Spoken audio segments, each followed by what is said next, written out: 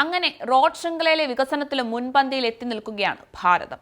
ആഗോളതലത്തിൽ രണ്ടാമത്തെ വലിയ റോഡ് ശൃംഖലയായി ഭാരതം മാറിയിരിക്കുന്നു. ചൈനയെ മറികടന്ന് ലോകത്തിലെ ഏറ്റവും വലിയ ജനസംഖ്യയുള്ള രാജ്യമായി മാറി ഇന്ത്യ റോഡ് ശൃംഖലയിലും ചൈനയെ മറികടന്നിരിക്കുകയാണ്. മറ്റു രാജ്യങ്ങളെക്കാൾ റോഡ് ശൃംഖല വർദ്ധിപ്പിച്ച ലോകത്തിലെ രണ്ടാമത്തെ വലിയ രാജ്യമായി മാറിയിരിക്കുകയാണ് ഇന്ത്യ. 63,71,847 കിലോമീറ്റർ ദൈർഘ്യത്തിലാണ് ഇന്ത്യയിലെ റോഡ് ശൃംഖല വ്യാപിച്ചു കിടക്കുന്നത്. കേന്ദ്രമന്ത്രി നിതിൻ ഗഡ്കരിയാണ് ഇതുമായി ബന്ധപ്പെട്ട റിപ്പോർട്ടുകൾ അറിയിച്ചിരിക്കുന്നത്. ആദ്യം അമേരിക്ക, അതുകഴിഞ്ഞാൽ ഇന്ത്യ, അതിനുശേഷം ചൈന.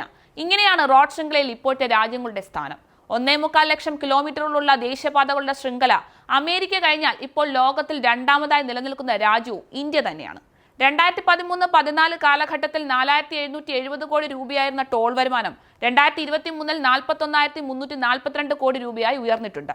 NDA സർക്കാരിന്റെ നേട്ടങ്ങളെപ്പറ്റി കേന്ദ്രമന്ത്രി നിതിൻ ഗഡ്കരി സംസാരിക്കവെയാണ് റോഡ് ശൃംഖലയിൽ വന്ന മാറ്റങ്ങളെപ്പറ്റിയും അദ്ദേഹം സംസാരിച്ചത്. വരും വർഷങ്ങളിൽ ടോൾ വരുമാനം 1,30,000 കോടി രൂപയായി ഉയർത്താനാണ് സർക്കാർ ലക്ഷ്യമിടുന്നതെന്നും അദ്ദേഹം പറഞ്ഞിട്ടുണ്ട്. ഫാസ്ടാഗുകളുടെ ഉപയോഗം ടോൾ പ്ലാസയിലെ കാത്തിരിപ്പ് സമയം 47 സെക്കൻഡായി കുറയ്ക്കാൻ കഴിഞ്ഞിട്ടുണ്ട്. ഇത് 30 സെക്കൻഡിൽ താഴെയായി കുറയ്ക്കുന്നതിനുള്ള വിവിധ നടപടികൾ ഉണ്ടാകുമെന്നും അദ്ദേഹം പറഞ്ഞിട്ടുണ്ട്. 2047ഓടെ വെയിറ്റിംഗ് ടൈം പൂർണ്ണമായും ഒഴിവാക്കാനാണ് ലക്ഷ്യമിടുന്നതെന്നും മന്ത്രാലയം അറിയിച്ചിട്ടുണ്ട്. 2019 മാർച്ച് വരെയുള്ള കണക്കുകൾ പ്രകാരം രാജ്യത്ത് 63.32 ലക്ഷം കിലോമീറ്റർ റോഡുകളാണുള്ളത്. 2014 മാർച്ചിൽ 54.02 ലക്ഷം കിലോമീറ്റർ ആയിരുന്നു ഇന്ത്യയിലെ റോഡ് ശൃംഖല ദൈർഘ്യമെന്നും അദ്ദേഹം പറഞ്ഞു.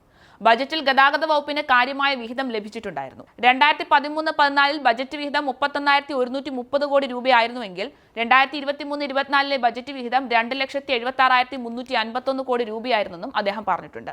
കൂടാതെ ദേശീയപാത ശൃംഖലയിലും കാര്യമായ വർധനവുണ്ടായെന്നും 2014 മാർച്ച് വരെ 91,287 കിലോമീറ്റർ ആയിരുന്ന ദേശീയപാത ദൈർഘ്യം ഇപ്പോൾ 1,46,145 കിലോമീറ്ററായി വർദ്ധിച്ചിട്ടുണ്ടെന്നും അദ്ദേഹം കൂട്ടിച്ചേർത്തു.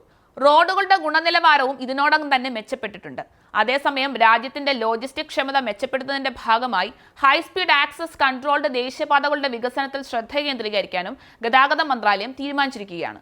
അതേസമയം എക്സ്പ്രസ് വേകൾ ഉൾപ്പെടെ 21 ഗ്രീൻഫീൽഡ് ആക്സസ് കൺട്രോൾഡ് ഇടനാഴികളുടെ നിർമ്മാണവും നടന്നുവരികയാണ്.